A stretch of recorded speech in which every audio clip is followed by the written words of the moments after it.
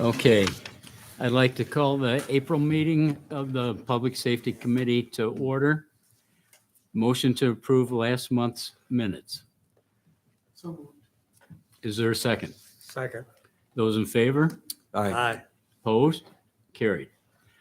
All right, privilege of the floor. Is there anybody here for privilege of the floor? Nobody here for privilege of the floor? We'll close privilege of the floor. All right, number one, local law introductory 4-23, a local law adopting the volunteer firefighter and volunteer ambulance worker exemption for county real property taxes.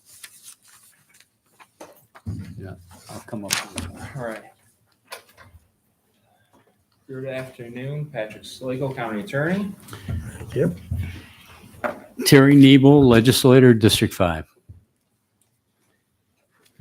So before you, you have a local law that will be up for a vote on Wednesday during the full legislative meeting. This is to extend a partial exemption of real property taxes for certain volunteer firefighters and ambulance workers. You want me to just expand a little bit? Okay, folks, paragraph A talks about the exemption, and we could have had between a 5 and 10% exemption, but we've decided on a 10% exemption. That's from talking to fire chiefs, members of the fire service. They thought a 5% exemption was just was not enough. They thought 10% would be more of a inducement to join the fire service. So that's why in this local law we've put in for 10%. Paragraph B, it talks about the restriction that people have to be a member of the fire department for either 2 to 5 years. We felt that 2 years would be better than 5 years. Again, from input that we've got from members of the fire service, they thought that the 5-year restriction would be a little bit too long, that people would think, well, 2 years isn't that bad, that we can do 2 years and then get the exemption.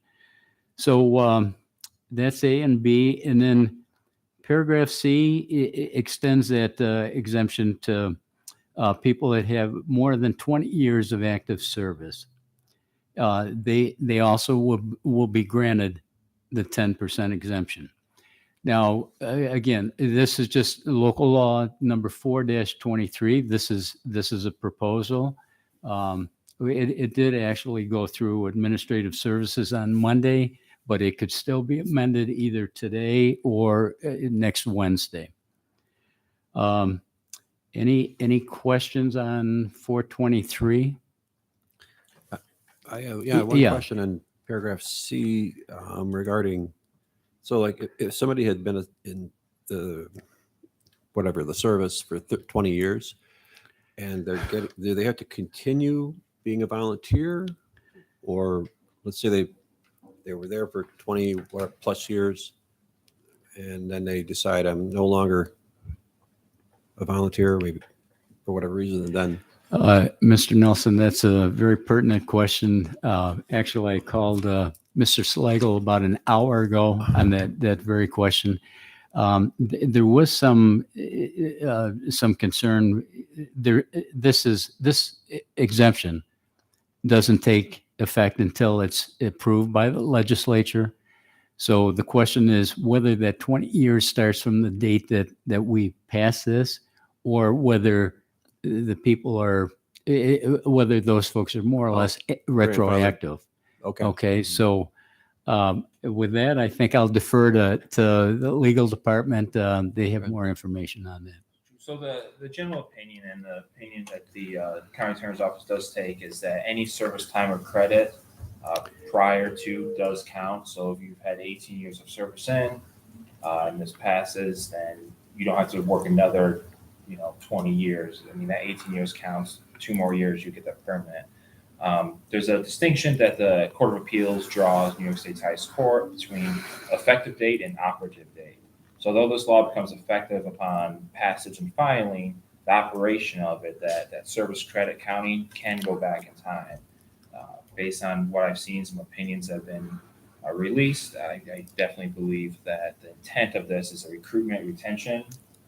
So it wouldn't, I think it, go against the legislative intent of New York State to pass a law saying if you've served for 20 years, you have this credit, but then make someone who's already served 20 years, serve another 20 years and be serving until they're in their 90s. So I believe it's the intent of this law to count all service credit before the passage of this.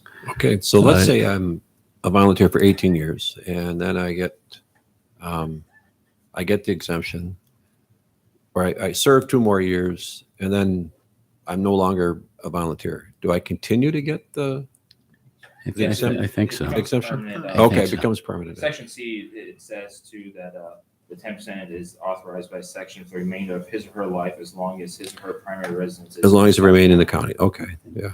Might not even have to wait 2 years because if they're already active and they apply for the exemption. And then the year after that, they go social or whatever, it might apply. Right. There could be that. There could be some. Yeah, Counting. Mr. Nelson, it's possible that it may take effect immediately because the 2-year restriction applies to new people. Okay, so it's conceivable. It might not happen, but say somebody applies for it next year. And now this doesn't take effect this year because most of this takes effect based on the taxable status date, which in most instances will be March 1st. Okay, so we're talking about next year, but somebody could apply for it next year and then conceivably in 2025? Maybe 2025 go social and then be entitled to the exemption for the rest of their life. Okay. So if they have 20 years in now, they're automatically permanent. Okay, Marty, as long as they're, okay, they will have to be certified as a eligible firefighter, ambulance worker for next year. Okay, in taxable status date again is probably March 1st. But once they get that, then they may be entitled to it for the rest of their life. And the certification is based upon the volunteer fire companies and fire departments as to what they deem as someone in a member in good standing. And so I think there's a question for them to figure that out. Does that mean you serve so many calls or hours, or you do certain work? That's a question really for the local fire departments. Yeah, the county is not going to set a standard. We're not going to say you have to go to say 6 drills a year in 20 fire calls. That's going to be decided by the local department, and it should be, quite frankly. And they should have a specific date on when they started service? Because if they start service March 2nd of a particular year, They wouldn't be entitled to it because the taxable status date is March 1st. so, worst case scenario, then their anniversary date would be March 2nd, so. And you say each fire department is going to make up their own set of standards for who is an active firefighter or John, they do now. Okay. Each department does have a list of active firefighters, and that's based on drills. Well, I think it's based on drills. I don't know about the number of fire calls. I mean, we have 34 different fire departments. Is it 42? Thanks. No.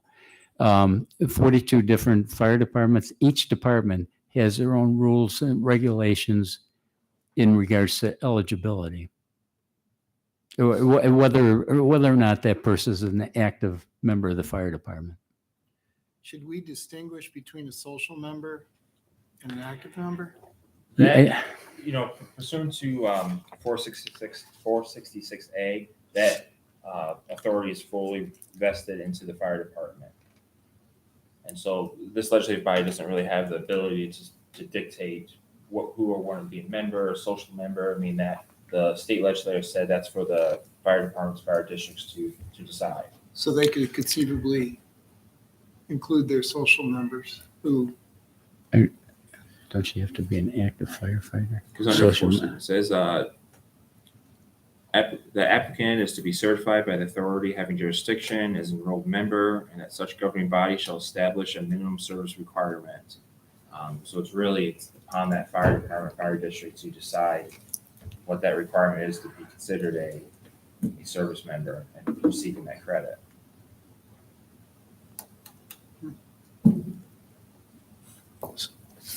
So the fire department, an individual member goes to their fire chief or whatever, and asks for the exemption, and then the fire department decides whether they're eligible and then passes that information on to the county. Do you want me to start, Patrick? Yeah. Then, okay.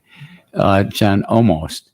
The governing body, okay, in most instances, it'll be a board of fire commissioners will certify a list of eligible members, active members, to the assessor's office.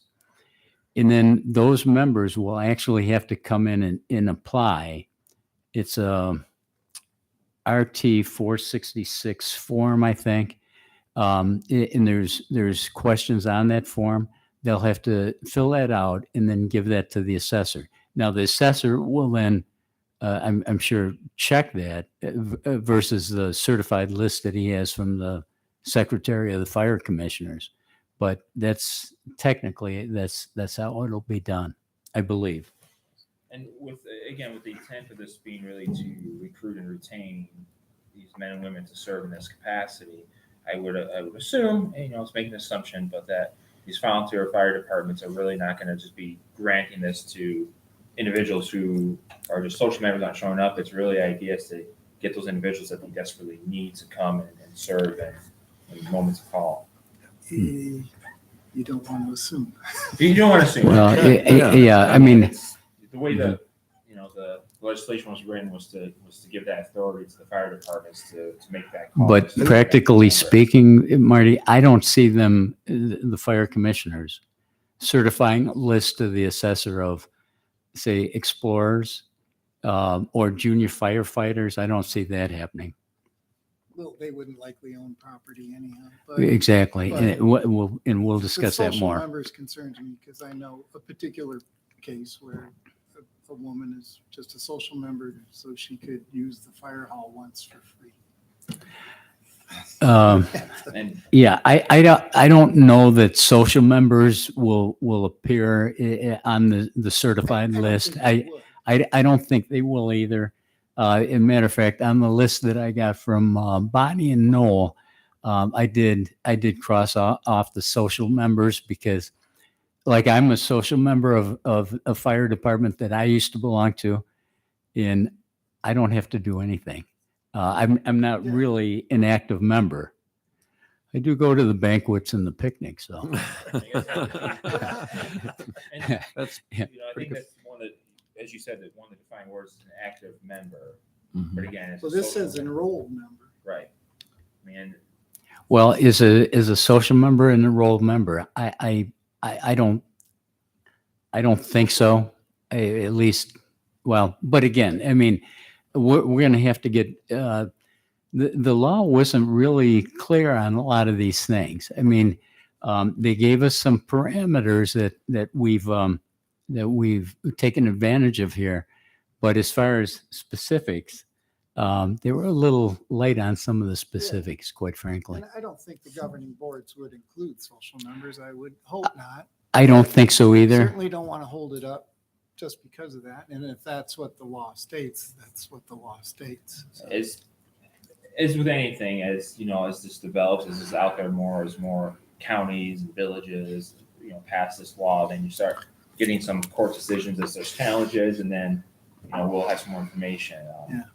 Just as in, the whole question about whether or not previous service credit counts, before this is passed, that's something that there's no real court decision about that yet because it hasn't developed that stage yet, but based on some opinions out there, some other court cases dealing with effective versus operative date, that's where we can make that opinion that if you have service credit, it's going to count. Yeah, I worry a little bit about, so someone who's been an active member for 20 years plus, and now it's a social member because they're a little older and not able to, but instead could they apply saying, gosh, I was an active member for more than 20 years and now I'm a social member. I don't think so because of the effective date. It would Do you think so? Okay. I would opine that I think you could, looking at again at section C, it talks about a member who accrues more than 20 years of active service. Okay. Again, the idea of this is to recruit, retention, and reward individuals who've Mhm. dedicated that time. And so if Mhm. just looking at it says who has more than 20 years of active service. So if you've given that time of your life to service, Mhm. that's why there's that permanent section in there, as opposed to other sections saying if you serve for 2 years, you can get a 10% while you continue to serve. This is section C is all more towards a reward. A reward Thank and- you for serving 20 years. and That's going to be permanent. an incentive to try to And recruit incentive new. to those individuals who Yeah. each sign on to Yeah. continue to serve Yeah. at that time.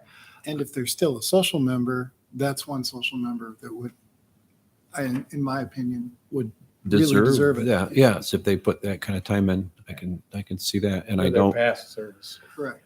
but I don't want to micromanage all these 42 different fire departments either. Yeah, Right. Mr. Nelson, there's still some unanswered questions. And again, I mean, we've checked into it as much as we can, but there just isn't a lot of specifics with the law. But they have Okay. to reapply every year, Uh, the individual yeah, firefighters. Okay, I should have brought that for you. Marty, I'm not so sure that they have to. Okay, on one of the forms that I've run across, it does seem to indicate that they don't have to apply every year, but they have to be eligible. So the fire commissioners would have to certify that list to the assessor To and- remove or to renew each year, and then he would use that unless he had something to indicate that person wasn't eligible for the exemption. and then real property tax would have to scrub that list and compare it to. So if a person got removed for whatever reason, Yeah. then, and they weren't on that current year's list, then It may be up to real property to each year to compare it. I would hope that further guidance comes out about how that should be calculated, and they may even update the forms to say that must be renewed each year by the applicant. Right now, as Harry said, it looks at the application, you check that you qualify, it's a one-time filing, it's up to the fire departments to update the And tax assessors certify them. whether there's a change. Again, that could all change once people realize how much more work that puts on the tax assessment office. But as of right now, that's what it's looking like. It's based on the forms that they've released.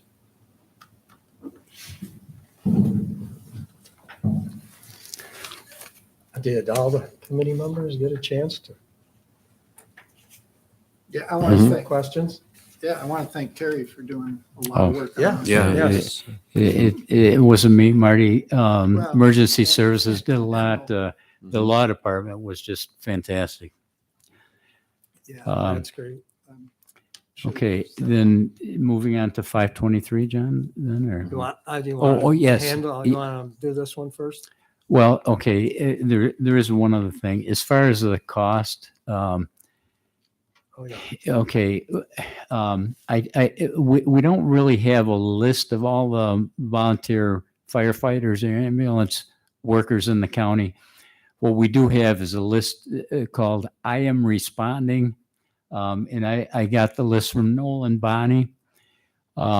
There's about 2,000 names on that list, But when you go through and kind of eliminate some of the junior firefighters or explorers and stuff, you come out with about 1,600. Now, that's a figure I've got somebody from one of the fire services double checking me on. But as far as I can see, it could conceivably pertain to about 1,600 people. However, not everybody will apply for this. And there are a lot of people, as Marty noted, that rent, and this is only for somebody that has a primary residence and has that residence or that deed in their name. So based on that, and in talking to some of the fire chiefs and firefighters, we think that number of renters and people that won't apply for it might be 25%. So 1,200. I did go through and look at about a 1% sample of the firefighters, and it looks like it may be as much as $85 per firefighter. So 85 times 1,200 is roughly 102,000. Let's see, Kathleen's here, so she can verify these numbers. So for every increase of $90,000, that's 1 cent more on our tax rate. Our tax rate last year was $7.80. So we're looking at an increase of basically 1 cent to 1.5 cent translation, a buck to $1.25 for those that aren't entitled to the exemption. About Kathleen, is it? Oh, Yes. okay, I got a question. sure. The deed is in the spouse's name, but the active firefighter Good. is the other spouse. Good question. No, it has to be in their name. Marty, in that case, I would advise that firefighter to seek legal counsel, of course, and get that deed in his name as well as his or her name as well as the spouse's. It's on the volunteer's primary residence, and the residence has to be in that person's name, the firefighter's name.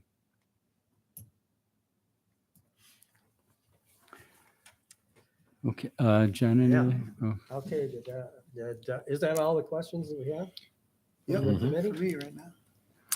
okay. I'll then we'll vote on this. The local law, so we won't have to vote on it. Oh, okay. All right. Oh, okay. Thank you. All right.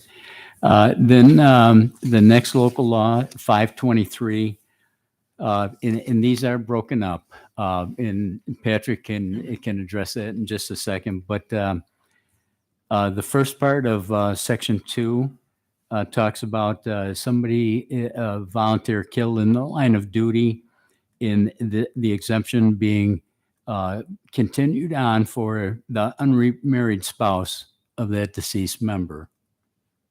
Okay, that's paragraph A. And paragraph B does talk about the lifetime exemption for anybody that receives or that has 20 years of service. Should they be deceased before their spouse, again, it would carry on to the unmarried spouse of that deceased enrolled member. And again, that's 10%. These did have to be separated, kind of a legal procedural matter that, Patrick, do you want to? Yeah, We couldn't put them together. right. We come put these together. The law says that should the first local law pass, and you can pass an amendment or a second local law authorizing this exemption for the unremarried spouse. And so if the full body decides to vote no on the first local law, then this local law would not be able to be passed. It would just fail by order of operation. So it's a companion piece to the first one. It's based on the first one being passed. And we felt it necessary, instead of waiting, to just bring them both together at the same time.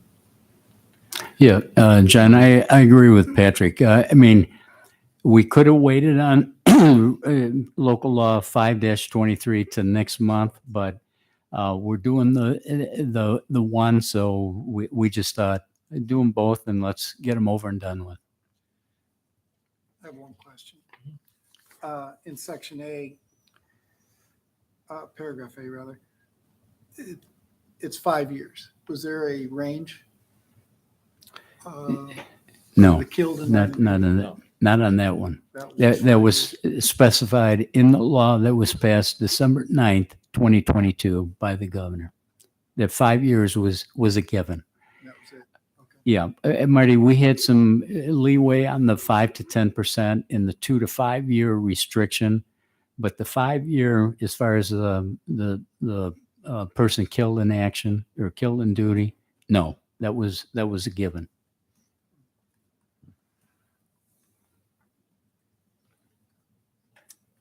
That's too bad. Somebody loses their life. It's a small price to pay. Yeah, there's nothing we can do about No, I that. know. That's a state thing. Okay. All right. Okay, Okay. moving right along then. If everyone has had their chance to address all their questions. Not having to reply each year. Yeah. I'll show you. John, and also if anybody would like to be a sponsor of this, please talk to Olivia, and if you want to sign on, by all means. Yeah, Yeah, I would too. definitely. Well, welcome back, Mr. Chairman. Thanks, John. Okay, I'll take it from here. All right, next we have a proposed resolution confirm appointment, Chautauqua County Fire Advisory Board.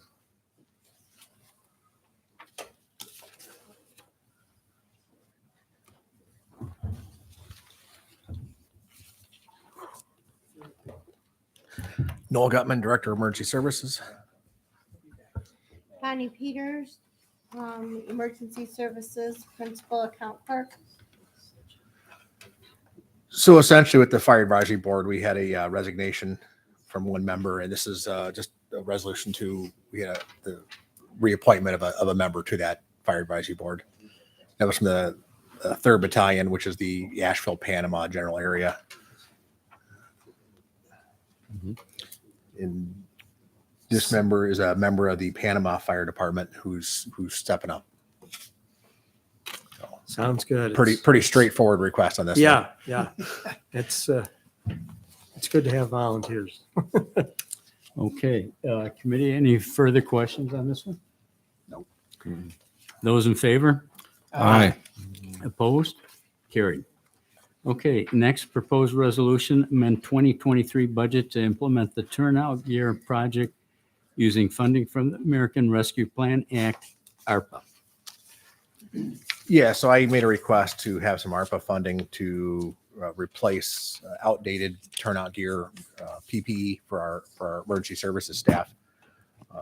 Most of the gear that our coordinators are wearing has been handed down or mismatched pieces we've acquired from other agencies over the years. So we're looking for a request to get that ARPA funding to make sure that our staff is properly equipped with the personal protective equipment they need to respond to the calls and the performance of their job as deputy coordinators. What would you say is the average cost per fireman? If I wanted to start as a volunteer today for my gear, like what would come out of my pocket? There's some very good charts out there, and it all depends on, are you buying the absolute minimum compliant gear? Are you buying the gear that has the more bells and whistles for more like interior firefighters? An average set of turnout gear right now is anywhere from $2,500 to $5,000 per set. Wow. And then when you throw an SCBA on top of it, which we're not buying those SCBAs, the breathing tanks, those are about 10 grand a piece. So the cost skyrocket up very quickly. And unfortunately, what we've seen, like everything in the supply chain issues, the cost of the gear we're buying today is significantly more than if we would have bought it 12 months ago. Just unfortunately, that this is another aspect of the supply chain that has taken a hit upwards. So this really isn't getting a whole lot of. This is, for my staff. This is, Okay. this will be able to sufficiently get the gear I need for our staff to be able to perform the jobs.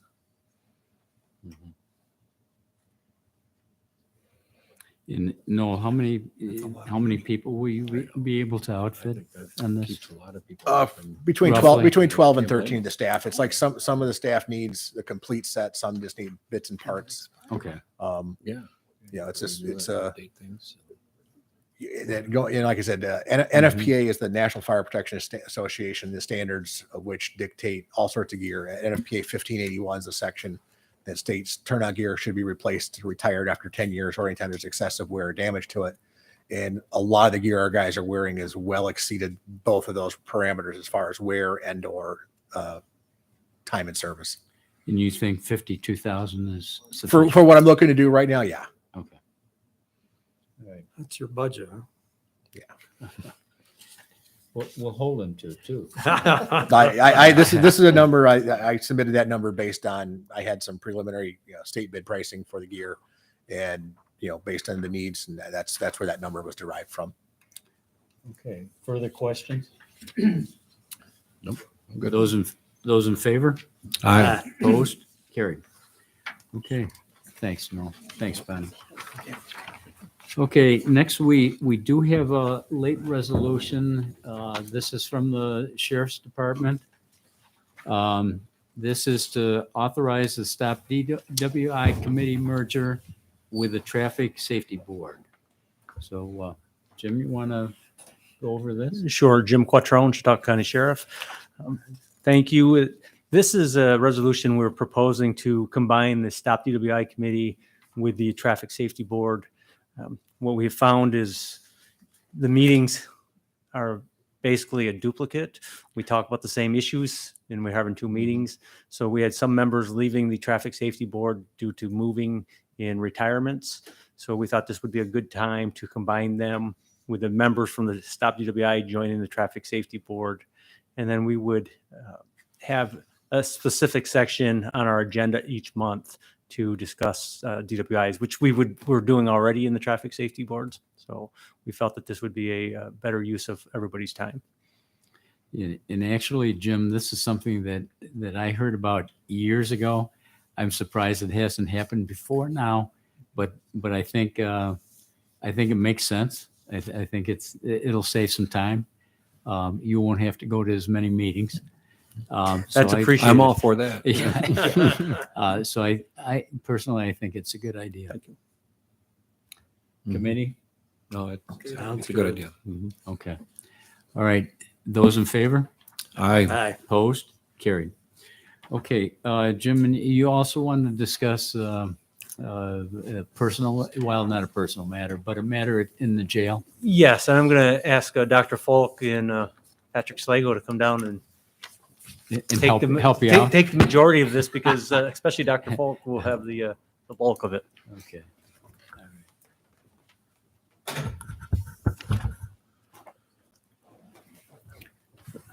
Just by way of introduction to this discussion, it's really to share with each of you all the work that goes on in the jail as far as the medical and mental health. Okay. And Dr. Falk will be sharing specifics on what they're doing.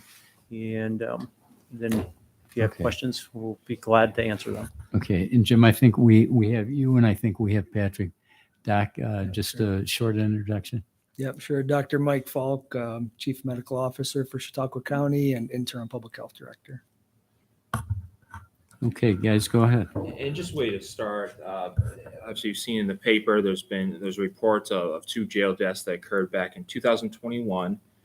The State Commission of Corrections issued a report calling on certain recommendations, certain things to happen. One is that the legislature shall review the above findings and conduct an inquiry into the fitness of the designated provider. The county legislature actually does not appoint the provider, directly appoints, approves the budget of the Department of Health or Health and Human Services at that time, which then contracts for services. I think it's important at this point, there will be a time when there's actually discussion on the facts of those cases that, again, were not agreed upon, and the Attorney General did an investigation, also found no wrongdoing. But I think at this point, it's essential that the members and even the general public kind of understand what jail medical is, what occurs when an individual comes into the facility, what kind of services they receive, did they receive, do they continue to receive, and really the great work that these two individuals and their staff do. So this time, I think I'll turn it over to Dr. Falk and the sheriff. Yeah, sure. It's always a pleasure to report to you folks and the general public. As a reminder, the health department took over the jail medical services, the oversight, the management of, and the staffing several years back. My role as county physician over the last few years, as most of you know, has evolved. In October of this past year, I took over providing those medical services as the physician at the jail, along with the other county physician, Dr. Brian Walters. That was after the resignation of our other provider who was providing those services at the time. And again, I wanted to be able to summarize and review, what services our jail medical team provides. Comprehensive access to routine medical management, acute and subacute illnesses and injuries, preventative health, chronic disease management, coordination of ongoing and outside medical consults, and follow-up with specialist care. All incarcerated individuals are screened at booking for acute medical or active medical and or mental health conditions. This includes drug or alcohol intoxication or withdrawal symptoms. Medical personnel are either are on site or on call 24 hours a day, 7 days a week, if questions or concerns arise. Specifically, during the daytime hours during the week, we have at least 4 nursing staff, a minimum of 2 days a week. Either myself or Dr. Walters are on staff providing direct medical care from a physician perspective. In the evening hours, we have at least 1 RN. And on the weekends, at least 1 nurse available during the daytime hours, with a physician, either myself or Dr. Walters, on call 24 hours a day, 7 days a week, 365 days a year. All incarcerated individuals receive comprehensive medical and mental health assessments within 14 days. Many times, if there are urgent matters, individuals will be assessed by medical or mental health staff much sooner, sometimes within days or even hours of being booked into the jail. The vast majority of individuals are incarcerated for days to weeks. Generally, in those individuals, we're focusing on more acute and mental health problems. We do have individuals incarcerated for much longer, in particular those that are on who are federally sentenced. We currently have 42 federal inmates in Chautauqua County Jail. These individuals, obviously they're there longer, require regular preventative screening such as colonoscopies and chronic disease management of hypertension, diabetes, asthma, chronic obstructive pulmonary disease, et cetera, et cetera. And in addition, regular dental care by a dentist.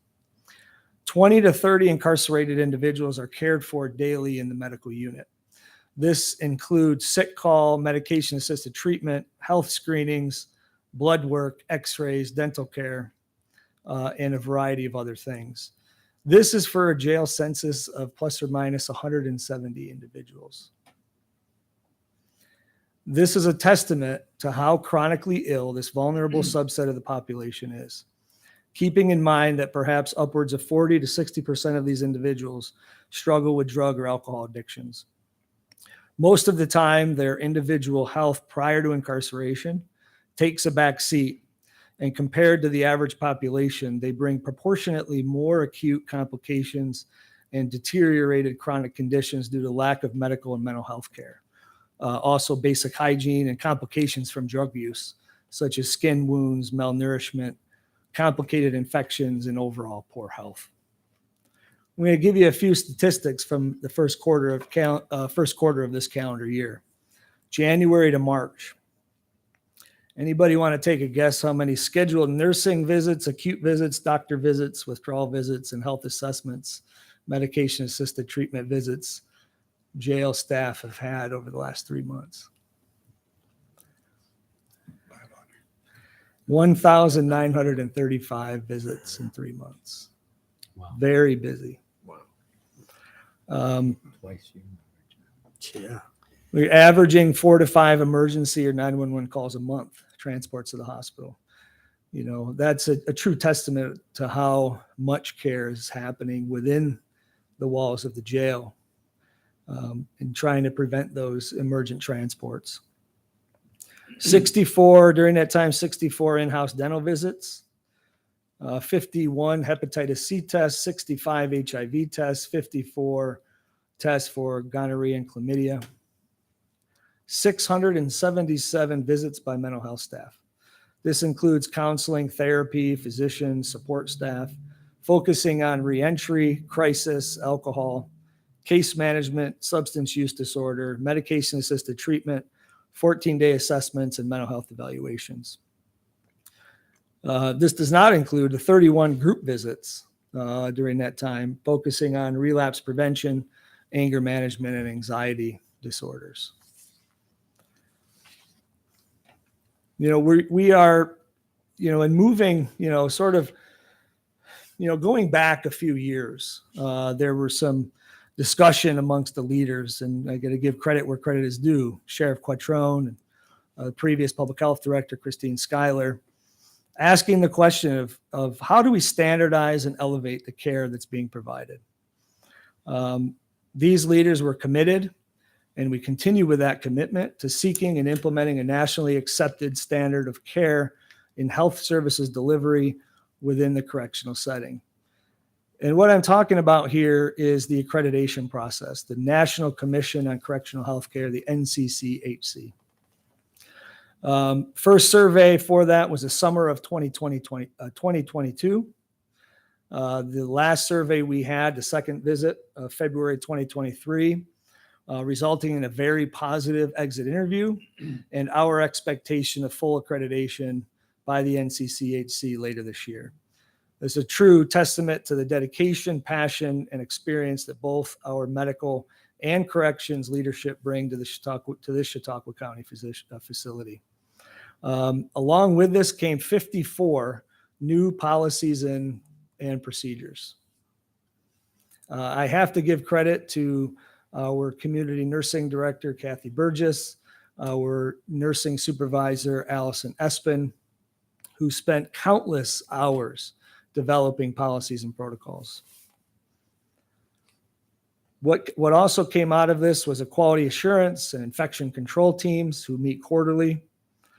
And really, along with this accreditation, will be held to a very high standard that very few correctional facilities within this state have been able to achieve or who have wanted to achieve. Some of the other developments that are very positive are, you know, several years ago, the health department was able to implement an electronic medical record. The medical record they were using for health department related activities also translated to the correctional health setting. This is a medical record called MEDENT. We're able to enhance coordination, communication, and medical documentation. Importantly, medical and mental health are now using the same electronic medical record. We have focused a lot on improving collaboration and communication between the mental health and medical teams, and overall with the corrections team altogether. These groups meet, mental health and medical meet at least weekly to discuss medication-assisted treatment, Tuesday at 11 a.m., but also at least monthly in correctional health team meetings and quarterly during correctional health administrative meetings. The last two of these meetings, the sheriff and the warden both attend. You know, this is obviously a true team effort here. Medication-assisted treatment program, as all of you know, started October of this past year. Over the past 3 months, we've had 606 visits. Those are multiple visits for multiple people. 80 individuals have been started on medication-assisted treatment, 25 currently active now. Obviously, we have some challenges there with recruitment of staff. As you know, we had 6 new positions in the budget for this year, only one of which we've been able to fill so far. Multiple reasons. I hope this summary gives you and the public a better understanding of what this team does. I've had almost 20 years of emergency medicine practice, and I acknowledge that we can't heal and save everyone, but we sure try awfully hard with comprehensive and compassionate care. That team across the street should know they are making a huge difference in saving lives with the compassionate care they provide. So thank you. Okay. Committee, any questions of Dr. Falk, the sheriff, or Mr. Slagle? I just have that national accreditation. What kind of percentage? You said very few in the state So- are getting that? Yes, there's less than 5 jails in New York State, and I actually think it's closer to 2 that have that, and we will likely be the 3rd. We have not had it awarded to us yet, but during the exit interview, when they did our last assessment, we went through all the 52 standards, or however many standards there were, and there's 2 different levels of those policies. And some of them we had to be right on, and some we could get a warning on.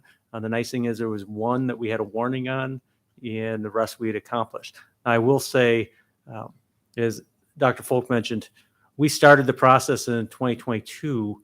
However, we signed on to get it going in June of 2021. Now, I have to echo, again, Dr. Folk's comment. Kathy Burgess and her team worked tirelessly to get us to this level.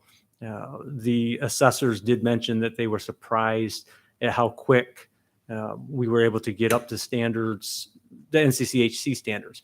Those are far and above the minimum standards that New York State requires. So, we have minimum standards. And I just want to point that out. And that's because we have the cooperation of everybody that's involved, that we're able to move so quickly with that. The public health, as well as the mental hygiene department and the correctional staff. Well, Jim, that's certainly a credit to you and the health department, Dr. Falk. Congratulations. That's excellent. Absolutely. Thank you. So we're hoping at the end of May we can really say congratulations when we get the award. So, Well, we want to see the certificate when you get it. and we will have hopefully our whole staff, not all the jail correction Yeah. officers, but all the medical staff and some of the corrections officers here to accept that. That'd be nice. Can I ask, what percentage of inmates would you say receive some kind of medical care? I'm sure it's high. I would say, almost 100%.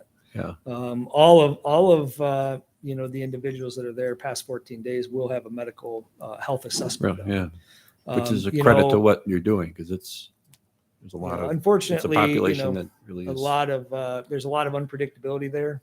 Some Yeah. are only there a couple days, Mhm. but we do try with a screening at booking. We do try to catch any very acute and urgent medical needs. Mhm. We get on top of those quickly. And we have seen, or the medical staff have seen individuals coming into the jail that are sicker than in previous years. Part of that is, post-COVID, but some of that is the bail reform. And as Doctor mentioned, is all too many of our incarcerated individuals put their health care on the back burners when they're not in the jail. And to echo a little bit too, as Dr. Falk said, individuals, in the general public, if you want to make an appointment, see a psychologist or get treatment, it could be weeks, months to see a specialist. In the jail, their service is so great that within days they can see one of these specialists and provide that care. And that just goes to all the work that they've been doing over there to ramp up and continue that comprehensive care. Committee, anything else? Dak, one question. Those 4 to 5 emergencies per month, what are we talking about? Self-inflicted things or? Yeah, it could be They it could be vary. a variety of things, Okay. injuries or, illnesses, respiratory illnesses, self-harm can be some of those. Heart Um, attacks or whatever. Yeah, chest pain, abdominal pain, anybody who may have abnormal vital signs, things like that. And that Gotcha. averages, it's, last 3 months, 4 1 month, 5 1 month. and It Understood. averages maybe 4 to 5 a month. Understood. It's 5.3 per month. We calculated for this year, and last year it was 6.3. So we're getting a little better. Yeah, but with that being said, the number of times that Mayville Volunteer Fire Department has to respond, I don't know what percentage of calls that is for the fire department. Significantly less. Yeah, it's significantly less, but and that's partly because Dr. Falk is there and helping to assess, but we're appreciative of, again, remembering that the fire department is volunteer members Mhm. and they're responding 24/7 to the jail to assist us. So we appreciate that. I think you touched on it, about substance abuse, the mental health visits, is that counseling? Does that include counseling or? Yeah, the mental health visit specifically, there's a number of things. So that's, counseling, therapy, official mental health visits, visits with the psychiatrist. There's a lot of support staff within mental hygiene that offers coordination post-release and group sessions and things like that. Yeah. So there's a lot of counseling and therapy that goes on. 600 plus visits from that staff alone in the last 3 months. Understaffed. Yeah. Probably. Yeah, to say the least. Mhm. All right. If nothing else, Mike, Jim, Patrick, thank you. Yeah, We appreciate it. Thank you. Yeah. All right, committee, is there anything else that you'd like to bring before public safety at this time? No. Not for me. Nope. If not, I'll entertain a motion to adjourn. Yes. Yes, please. Just under the deadline. I'll make it real quick.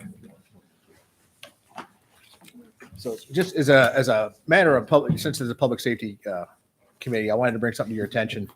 A couple months ago, as part of one of the meetings I go to with our emergency managers of Western New York, they brought it to our attention of the planning for the total eclipse of 2024.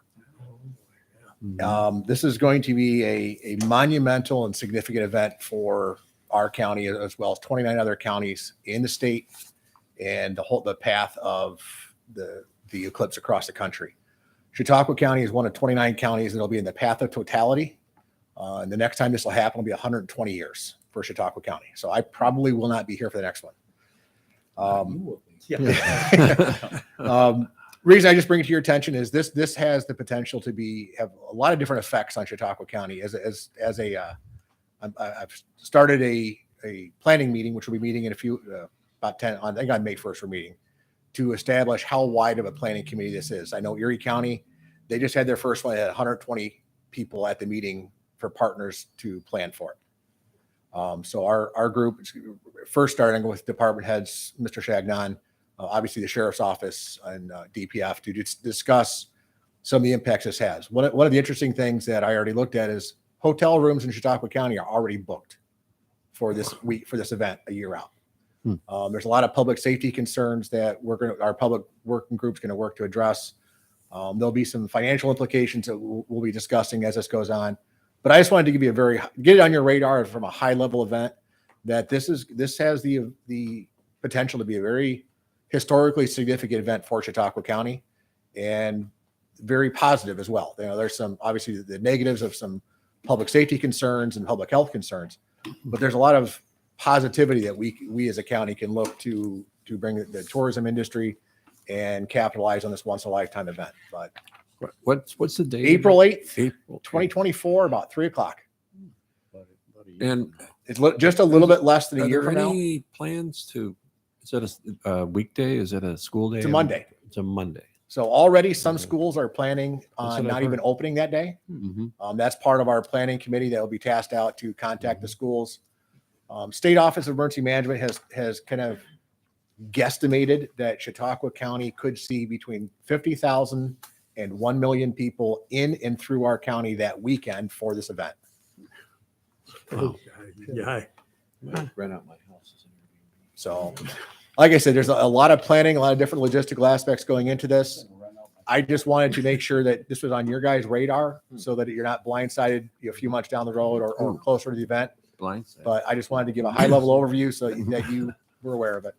Okay. No, so the fact that you guys are making plans, that doesn't mean this is the end of the world? No, Okay, just checking. Is there people to believe that? this has, when I was first presented this to, there was a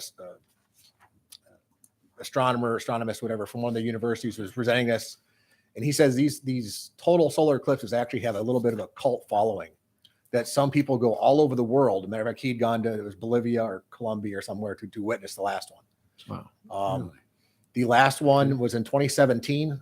There's a lot of white papers out there and after action reviews where it was just an enormous, as a lot of the after action reviews, people described it as a life-changing event, but it really does have a lot of potential significance for our county in a very positive way.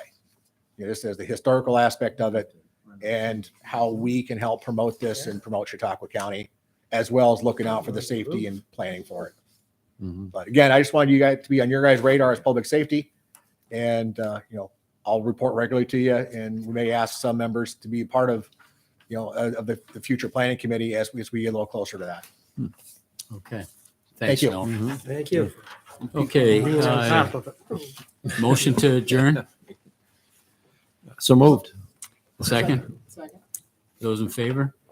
Aye. Okay, folks, we're adjourned. Thank you. Thank you. But anyways, I was. Okay. Solar eclipse. Come here, go to the courts. Oh, you haven't seen all the publicity?